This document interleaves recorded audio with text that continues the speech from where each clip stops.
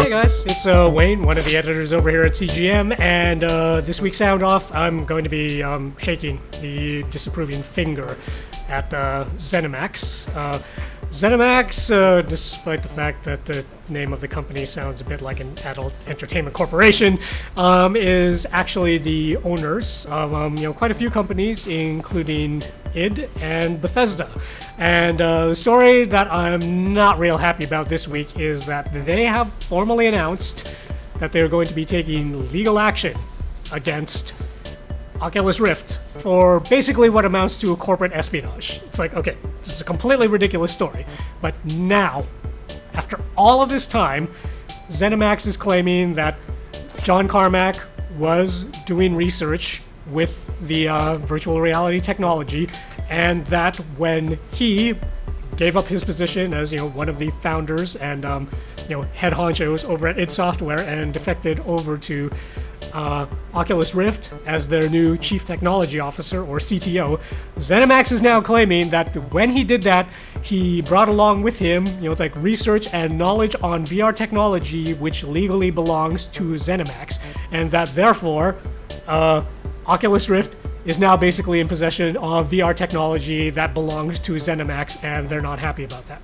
Now, this just strikes me as either, extremely belated sour grapes, or else just some poorly timed opportunism, because Carmack himself has actually been, it's like dipping his toe into the VR pool on and off again for decades. I mean, he's been in this since the 90s, basically, with the infancy of VR. And for Zenimax to now suddenly come out, after they waved goodbye to the guy and legally let him go and set up shop at Oculus Rift, for them to come out now and say, whoa, it's like that knowledge that you got, we just conveniently suddenly remembered right now that it actually belongs to us, so we're taking legal action.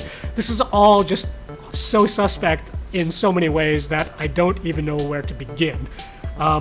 Chiefly, I'm kind of annoyed about this because of the fact that VR is itself a fledgling technology, and in order for it to take off, it's really got to spread out. It's got to proliferate. And in order for that to happen, it's like the companies basically have to be on board for this, allow it to, it's like start rising and gaining popularity, and then everybody can make money once they jump on the VR bandwagon.